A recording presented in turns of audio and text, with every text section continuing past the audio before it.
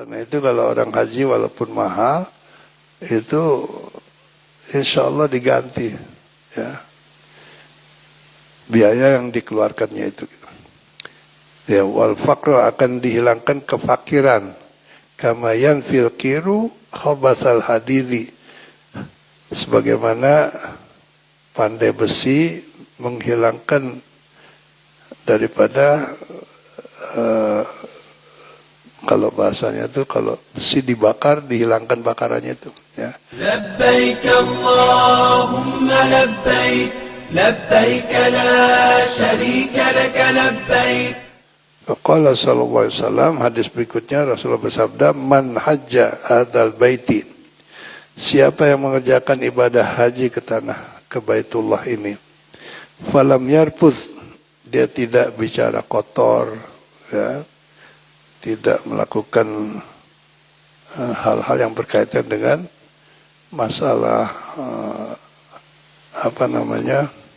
al-rafas, ya, falam yarfuz itu, sehingga larangan yang paling berat adalah orang haji dilarang melakukan jima, dan jima itu dengan istrinya tentunya. Ketika dalam keadaan ihram, apalagi ihram haji, maka hajinya itu dianggap rusak. Jadi kalau dia jima dalam keadaan ihram, ihramnya sudah dianggap rusak, nggak sah gitu. Tapi syaratnya dia masih harus tetap melaksanakan rangkaian ibadah haji itu. Kalau dia jima belum wukuf, ya harus wukuf, harus mabit di Musdalifah, harus melontar dan sebagainya, harus tawaf, ya. Tapi hajinya sudah nggak jadi, hajinya sudah rusak, dan dia diwajibkan bayar dam berupa seekor onta. Di samping itu diwajibkan nanti untuk mengqadha di tahun berikutnya. Itu fauran, tidak boleh ditunda, ya. Artinya sesuatu yang sangat berat. Paman farada fihinnal hajja fala rafasa, ya. Itu rafas itu didahulukan karena memang sangat luar biasa akibatnya. Nah, orang yang pergi haji menghindarkan itu semua, walam yafsuk, dan dia tidak melakukan dosa kefasikan, raja'a ka yaumi waladadhu ummuh. Orang itu setelah haji nanti seakan-akan seperti baru dilahirkan oleh ibu kandungnya, menjadi manusia barulah gitu, ya. Di mana seorang bayi yang pertama adalah punya sifat-sifat yang mulia, membawa sifat-sifat dan akhlak yang mulia. Jadi orang pulang haji nanti memang harus berubah, terutama dari segi perilaku dan akhlak ini, ya. Jadi karakter lah gitu. Dimana digambarkan oleh Nabi supaya dapat dipahami makna yang tersirat.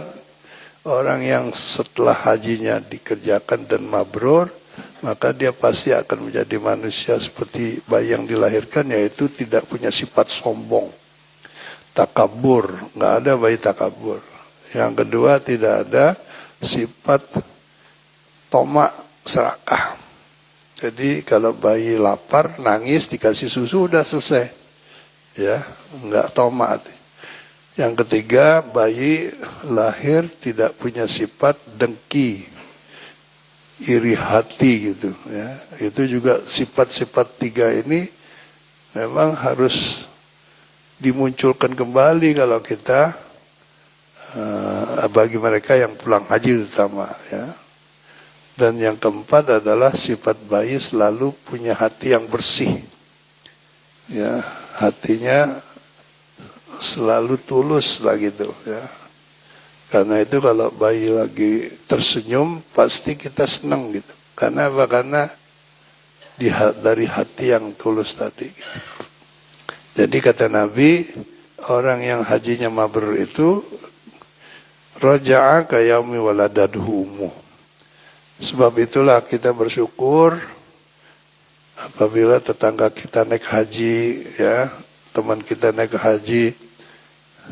Dan lebih luas lagi adalah saudara-saudari sebangsa setanah air yang sekarang jumlahnya 220 21.000 lebih yang melaksanakan ibadah haji. Berarti ada satu investasi yang sangat mahal buat negeri ini. Kalau kita di kampung, kita juga merasa syukur karena punya tetangga yang dikatakan min ahli jannah tadi, yang memilih akhlak yang mulia gitu. Jadi kalau ada orang haji jangan suka iseng, ya, dilecehkan atau diomongin yang nggak pantas gitu. Pantas haji baru jual kebun, pantas haji baru dapat objekan, yang mau objekan, yang mau orang kosin kayak apa kayak gitu. Jangan sampai keluar dari diri kita maksudnya. Karena beliau-beliau ini adalah tetamu-tetamu Allah. Duyufur Rahman. Nah kita bisa ukur kalau kita punya tamu kita dilecehkan sama orang lain, kita yang marah. Pasti kita tersinggung gitu. Ya.